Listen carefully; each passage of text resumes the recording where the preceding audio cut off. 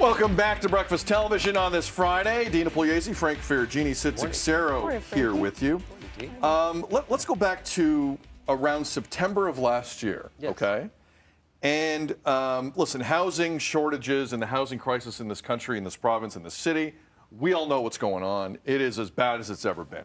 So people are looking for ways to alleviate the pressure. Digging into the Greenbelt here in Ontario wasn't top of mind. Especially considering Premier Ford didn't speak about it in this year's provincial election.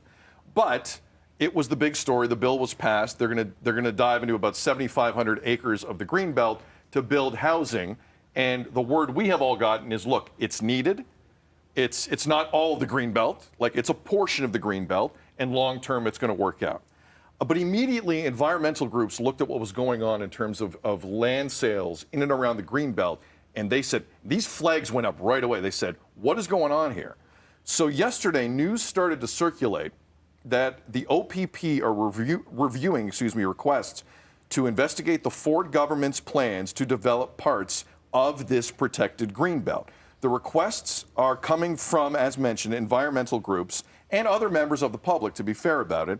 Bill 23, which passed and is allowing this, would open part of the Greenbelt for housing. Back in 2018, when he was initially elected, Premier Ford promised he wouldn't open the protected land, despite the fact a video came out suggesting that he may do that. Again, there have been some land sales in the weeks leading up to this announcement that are at the center of where the complaints are coming from here. And there is, just to be clear, and to be fair to the Premier's office, there is no investigation right now from the racketeering part of the OPP. They're just looking at people's statements. They're talking to people. They want to know what the complaints actually are. And I mean, there's no rockets to the science. It's clear what the complaints are, but there is no investigation right now. Frank, big picture, when you hear about this and where it could lead, what are you thinking? Well, first off, I've seen the impacts of what the Greenbelt has done in terms of development outside of the Greenbelt. I'm in Bradford. We're just on the edge of the outside of the Greenbelt. So the development scheduled for that area, because it was on the outside, is quite robust. I've seen some of the transactions of these properties happen because I saw the property. I drive in the area. I'm a real estate junkie. I'm somebody that's always looking at realtor. And I saw a lot of these properties that sat for a long time all of a sudden be bought up, which is a concern that's there. Where does this go? The question is, if this was done in a matter that people were informed beforehand, we talk about, Martha Stewart with insider stock trading. It's very much the same. It would be the same thing. You're right. It is it's insider information that you're providing for somebody for the benefit of that person that may give you a future benefit.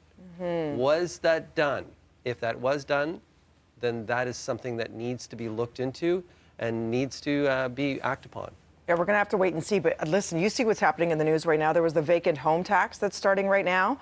I don't know if you got a letter or if anybody. I know I did. Trying to see, is anybody living in this house? If I know you're just people hanging got the same right? thing. Yeah. So what they're doing now is, if you've got a property, you're not living in it, you're just hanging on to it, maybe waiting for a better time to sell. 1% every single year of the value of your home is what you're going to have to pay to just hang on to it, because people need to live somewhere. But the issue that's happening right now is that a lot of home builders at this moment are actually backing off on some of their future phases, because with the interest rates going higher, they don't know if there's going to be buyers there. So that's why the rental market has spiked up.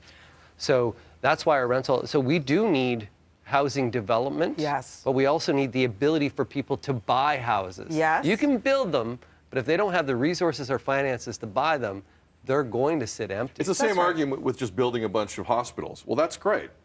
Who's going to man them? Right. How many nurses are you going to have? How many doctors are you going to have? Like, it's irrelevant if we don't have enough people. Building more homes is irrelevant if most people can't afford to get into homes. Well, the condos and apartments, there's now the foreign buyers freeze, right? So you have to be living here for 2 years now before you can't just buy up 5 properties because you want to be able to make some income here in Canada, because again, nobody has anywhere to live. I want to make sure that green footprint is definitely carrying over somewhere else, because that's another promise we need to see fulfilled. Development has to happen. So this is at the end of it, as we are a country that has a lot of space we got to move out. I'm with you. It's got to happen. Development does happen, but it has to be smart development, in that the environment and green spaces are so vital to community and to environment, and they make healthier, happier people and healthier environments. That's in good planning, good design. Yes. Look, I'm gonna. How much time we got here, Jordy? We got like a minute. I rarely do this. I'm going to give the Ford government the benefit of the doubt. because the really basic accusation here is you gave donors a heads up on land deals before everyone else. I don't think anyone in the Ford government, in this conservative provincial government, is stupid enough to think they can get away with that. Mm-hmm. If this goes further, Vic Fideli better get ready, Paul Calandra better get ready, Stephen Lecce better get ready, Sylvie, anyone who has ambition to be premier of this province better get ready. Because a year from now, we're going to have a different premier if this thing goes a certain way. But I don't think it's going that way. I don't think anyone's that stupid. It looks weird. You hope. I hope. Yes. I hope. No, but I also don't think, because that'll cost someone a job.